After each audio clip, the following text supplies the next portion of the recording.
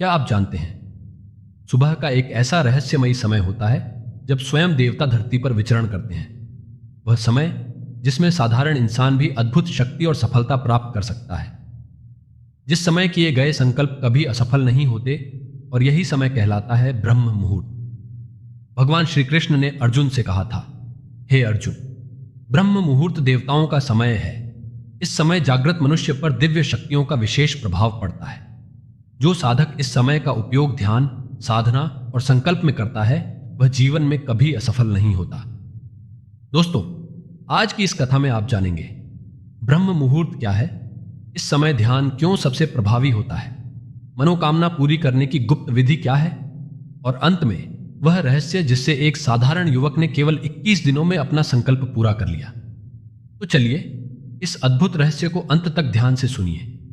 चाहे इंसान कितना ही अभागा क्यों न हो, यदि वह सुबह ब्रह्म मुहूर्त यानी 3 बजे से 6 बजे के बीच उठकर अपने जीवन का आरंभ करता है, तो धीरे धीरे उसके जीवन में सुख, समृद्धि और शांति आने लगती है। एक बार की बात है, माता पार्वती ने भोलेनाथ से प्रश्न किया, स्वामी, मैंने देखा है कि जो भी व्यक्ति ब्रह्म मुहूर्त में उठता है, वह चाहे कितना भी दुखी या अभागा क्यों ना हो, उसके जीवन में आनंद और सफलता बढ़ जाती है। यह रहस्य क्या है, कृपया मुझे समझाइए। भगवान शिव मुस्कुराए और बोले, हे देवी, इस प्रश्न का उत्तर मैं आपको एक कथा के माध्यम से दूंगा। जो भी इस कथा को श्रद्धा से सुनेगा, वह मृत्यु और जीवन के रहस्य को समझकर अपने पूरे जीवन का मार्ग बदल सकता है। इतना कहकर महादेव ने कथा आरंभ की। बहुत समय पहले काशी नगरी में त्रिलोचन नाम का एक युवक रहता था। स्वभाव से वह अच्छा था, लेकिन उसमें एक बुरी आदत गहराई तक बैठी हुई थी, देर तक सोना। सुबह सुबह जब घर वाले उसे उठाने की कोशिश करते, तो वह पलटकर गुस्से से जवाब देता और फिर से सो जाता। 9 बजे से पहले उसका बिस्तर छोड़ना नामुमकिन था। बचपन में सबने सोचा कि जैसे जैसे उम्र बढ़ेगी उसकी यह आदत सुधर जाएगी, लेकिन हुआ इसका उल्टा। समय बीतने के साथ उसकी यह आदत और भी गहरी होती चली गई। धीरे धीरे इस आदत का असर उसके पूरे व्यक्तित्व पर पड़ने लगा। वह उदास रहने लगा, हर बात पर चिड़चिड़ा हो जाता और घर के लोग उससे परेशान रहने लगे। नकारात्मकता इतनी बढ़ गई कि उसका स्वास्थ्य भी गिरने लगा। जब उसके मित्र जीवन में तरक्की करने लगे, अच्छे पदों पर पहुंचे, तो वह और भी दुखी हो गया। वह भगवान को कोसता और कहता, मेरी किस्मत ही खराब है, ईश्वर ने मेरे साथ न्याय नहीं किया। लेकिन उसके पिता भली भांति समझते थे कि बेटे की असफलता का कारण किस्मत नहीं, बल्कि उसकी देर तक सोने की आदत है। एक दिन उन्हें एक ज्ञानी सन्यासी के बारे में पता चला। वे तुरंत उनके पास पहुंचे और बेटे की आदत के बारे में सब बताया। सन्यासी ने ध्यानपूर्वक सुना और बोले, कल अपने बेटे को मेरे आश्रम में लेकर आना, मैं उससे स्वयं बात करूंगा। पिता घर लौटे, लेकिन जानते थे कि यदि सीधे बेटे को कहेंगे तो वह मानने वाला नहीं है। इसीलिए उन्होंने समझदारी से बात की। उन्होंने बेटे को पास बुलाया और कहा, बेटा, तुम्हारे सभी मित्र जीवन में आगे बढ़ चुके हैं, क्या तुम सफल नहीं होना चाहते? लड़के ने तुरंत उत्तर दिया, अब भी बिल्कुल पिताजी, कौन नहीं चाहता सफल होना, पर जब भी मैं अपने मित्रों से उनकी सफलता का रहस्य पूछता हूं, वे कुछ नहीं बताते। तब पिता ने रहस्यमयी मुस्कान के साथ कहा, मुझे यह रहस्य पता चल गया है, कल मैं तुम्हें वह राज बताऊंगा। यह सुनकर लड़के की उत्सुकता बढ़ गई। उसने हाथ जोड़कर कहा, कृपया पिताजी, मुझे अभी बताइए कि आखिर वह कौन सा रहस्य है जिसने मेरे मित्रों का जीवन बदल दिया है। पिता ने बेटे से कहा, कल सुबह तुम्हें एक महान सन्यासी के आश्रम में जाकर उनसे मिलना है। यदि तुम समय पर वहां पहुंच गए, तो वे तुम्हें ऐसा मंत्र देंगे जिससे तुम्हारा जीवन बदल जाएगा और तुम सफलता को प्राप्त कर लोगे। यह सुनकर लड़के की आंखों में चमक आ गई। उसने बड़े उत्साह से कहा, पिताजी, मैं कल अवश्य जाऊंगा और समय पर पहुंचकर सन्यासी से वह मंत्र लेकर रहूंगा। पिता ने गंभीर स्वर में कहा, याद रखना बेटा, यदि तुम समय पर नहीं पहुंचे तो यह अवसर तुम्हारे हाथ से हमेशा के लिए निकल जाएगा। लड़का बहुत खुश हुआ। जीवन में पहली बार उसे किसी लक्ष्य को लेकर उत्साह जागा। लेकिन आदतें इतनी गहरी हो चुकी थीं कि रात को उसने मन तो बनाया जल्दी उठने का, पर नींद पर उसका कोई वश नहीं था। थोड़ी ही देर में वह गहरी नींद में सो गया। सुबह जब आंख खुली तो पता चला कि सन्यासी से मिलने का समय बीत चुका है। वह हताश होकर पिता के पास पहुंचा। पिता ने गहरी सांस ली और कहा, बेटा, तुम कभी सफल नहीं हो पाओगे, अब जाओ और फिर से सो जाओ। यह वाक्य सुनकर लड़के का हृदय कांप उठा। पहली बार उसे अपनी ही कमजोरी पर शर्म आई। उसने मन ही मन प्रण लिया कि चाहे कुछ भी हो जाए, कल वह अवश्य सन्यासी से मिलेगा। इस बार उसने खुद को नींद से बचाने के लिए अपने पैर में एक छोटा सा घाव बना लिया ताकि दर्द के कारण नींद न आए। रात भर करवटें बदलते हुए उसने पहली बार अपने जीवन का सूर्योदय देखा। भगवान शिव माता पार्वती से बोले, हे देवी, यह उस युवक के जीवन का सबसे पवित्र क्षण था। पहली बार उसने ब्रह्म मुहूर्त का अनुभव किया। उसकी आत्मा भीतर से हल्की और प्रसन्न हो गई।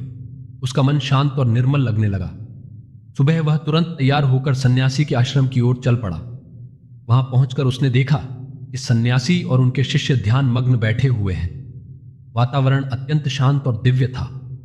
ध्यान समाप्त होने के बाद लड़का उनके चरणों में गिर पड़ा और बोला, गुरुदेव, मैं आपके पास आया हूं। कृपया मुझे वह मंत्र दीजिए जिससे मैं भी अपने मित्रों की तरह सफल हो सकूं और एक अच्छा जीवन जी सकूं। सन्यासी मुस्कुराए और बोले, तो तुम वही बालक हो जिसके विषय में तुम्हारे पिता ने मुझे सब बताया था।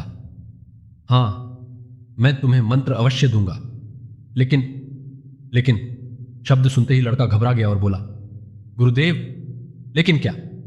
सन्यासी गंभीर स्वर में बोले, बेटा, मैं तुम्हें यह दिव्य मंत्र दूंगा, परंतु एक शर्त है। अगले 21 दिनों तक तुम्हें मेरी आज्ञा का पालन करना होगा। जो कुछ भी मैं कहूंगा उसे पूरे मन से करना होगा। यदि बीच में तुम असफल हुए या तुम्हारा संकल्प टूट गया तो इस मंत्र का कोई असर नहीं होगा। लड़के ने दृढ़ निश्चय के साथ सन्यासी के चरणों में झुककर कहा, गुरुदेव, मैं आपकी सारी आज्ञाएं स्वीकार करता हूं। आने वाले 21 दिनों तक मैं पूरी तरह आपका शिष्य हूं। आप जो भी कहेंगे मैं वही करूंगा। मुझे केवल उस दिव्य मंत्र की प्राप्ति करनी है। भगवान शिव माता पार्वती से बोले, हे देवी। यह सुनकर सन्यासी प्रसन्न हुए और बोले, ठीक है बेटा, कल से तुम्हारा अभ्यास आरंभ होगा। अब तुम इसी आश्रम में रहोगे। यहां रहते हुए तुम्हें ब्रह्म मुहूर्त में उठना होगा, ध्यान करना होगा और आश्रम के कार्यों में भी सहयोग देना होगा। याद रखना, यह संकल्प टूटना नहीं चाहिए। लड़का बड़ी श्रद्धा से तैयार हो गया। उसने सोचा कि चाहे कुछ भी हो जाए, अब की बार संकल्प अवश्य निभाना है। अगले दिन से उसकी साधना शुरू हुई।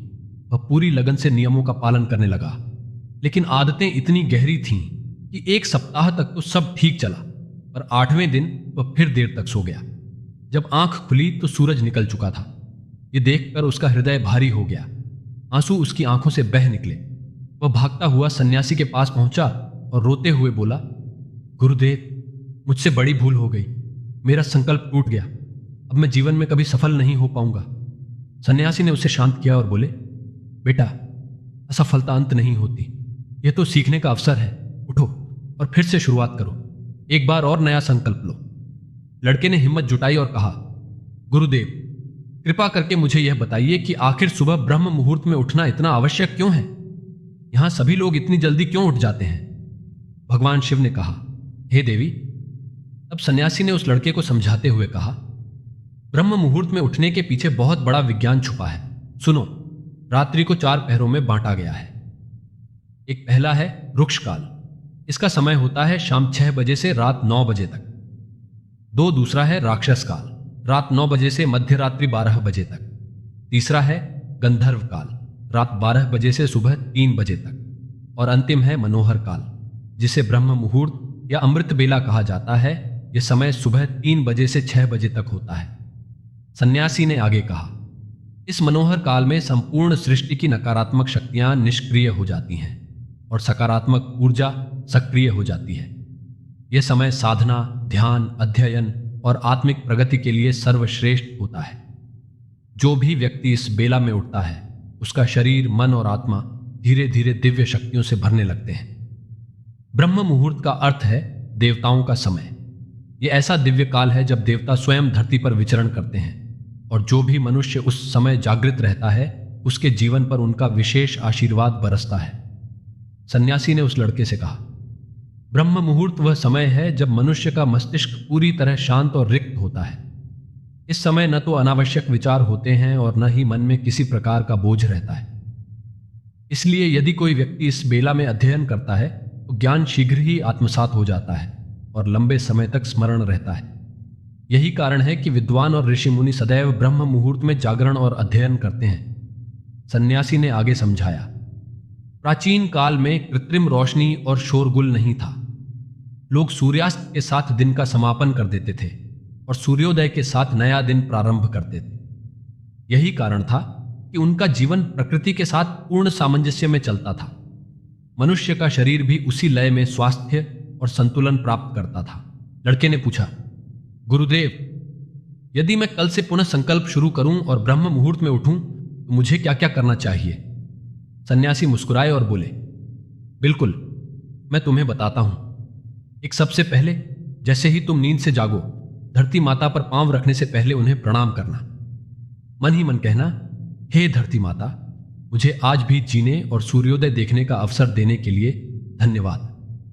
2, इसके बाद दोनों हथेलियों को देखो और ईश्वर को प्रणाम करो, क्योंकि यही हाथ तुम्हें जीवन में कर्म करने और सफलता पाने का अवसर देते हैं। 3, फिर नित्य कर्म और स्नान करो। याद रखो, स्नान केवल शरीर की शुद्धि नहीं करता, बल्कि यह मन और आत्मा को भी निर्मल बनाता है।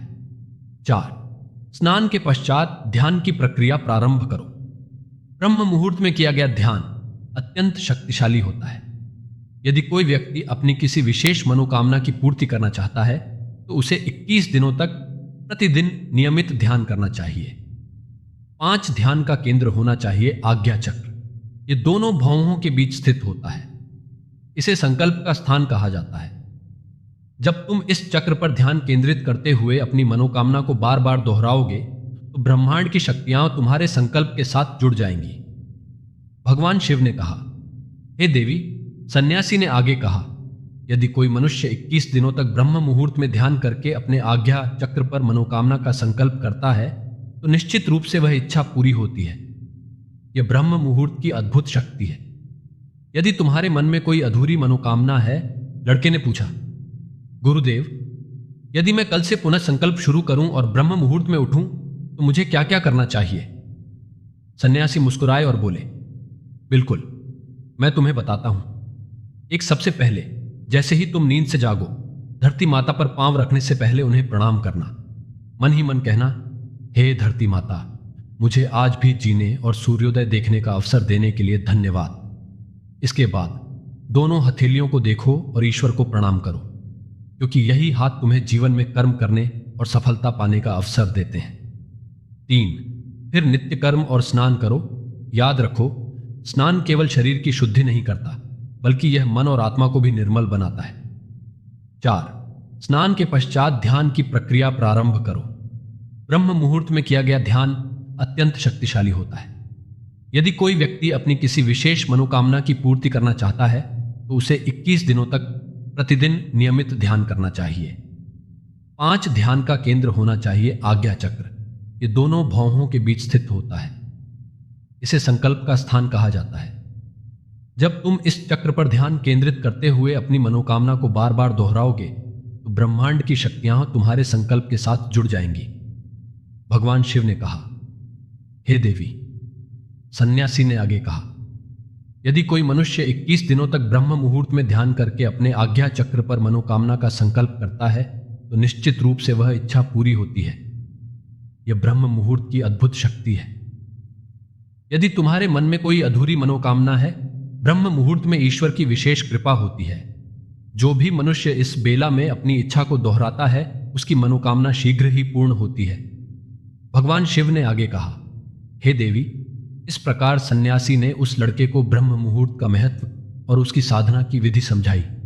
लड़के ने पूरे मन से इसे अपनाया। अगले 21 दिनों तक वह अनुशासन और ध्यान में डूबा रहा। उसका स्वभाव बदलने लगा। वह शांत, संयमी और प्रसन्न चित्त हो गया। 21 दिनों का संकल्प पूरा करने के बाद वह बड़े हर्ष और विनम्रता के साथ सन्यासी के पास पहुंचा और बोला, गुरुदेव, मैंने आपका दिया हुआ संकल्प पूरा कर लिया है। अब कृपा करके मुझे सफलता का वह गुप्त मंत्र दीजिए। ये सुनकर सन्यासी मुस्कुराए और बोले, बेटा, पिछले 21 दिनों से जो अभ्यास तुम कर रहे हो वही तुम्हारी सफलता का असली मंत्र है। जल्दी उठना, ब्रह्म मुहूर्त में साधना करना, अनुशासन में रहना और अपने संकल्प पर अडिग रहना, यही जीवन में सफलता और सुख का सबसे बड़ा राज है। सन्यासी ने उस युवक से कहा, बेटा, जो भी साधक ब्रह्म मुहूर्त में उठकर सही विधि से ध्यान करता है वह कभी असफल नहीं होता। तुम्हें अब प्रणव मंत्र और ब्रह्म मुहूर्त का रहस्य समझ में आ चुका है। यही तुम्हारे जीवन का सबसे बड़ा साधन है। अगर तुम इसे जीवन भर अपनाते रहोगे तो तुम्हें सफलता भी मिलेगी और जीवन का सच्चा लक्ष्य भी प्राप्त होगा। युवक ने बड़े ही भावुक मन से अपने गुरु को धन्यवाद दिया और प्रण किया, हे गुरुदेव, अब मैं जीवन भर ब्रह्म मुहूर्त के नियमों का पालन करूंगा। यही मेरा सबसे बड़ा संकल्प है। भगवान शिव माता पार्वती से कहने लगे, हे देवी, इस प्रकार वह युवक ब्रह्म मुहूर्त का महत्व समझकर अपने जीवन को बदल पाया।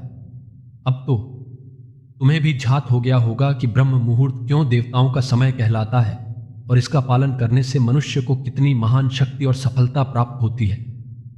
यह सुनकर माता पार्वती ने विनम्रता से भगवान शिव को प्रणाम किया और बोली, हे स्वामी, अब मुझे ब्रह्म मुहूर्त का संपूर्ण ज्ञान प्राप्त हो चुका है।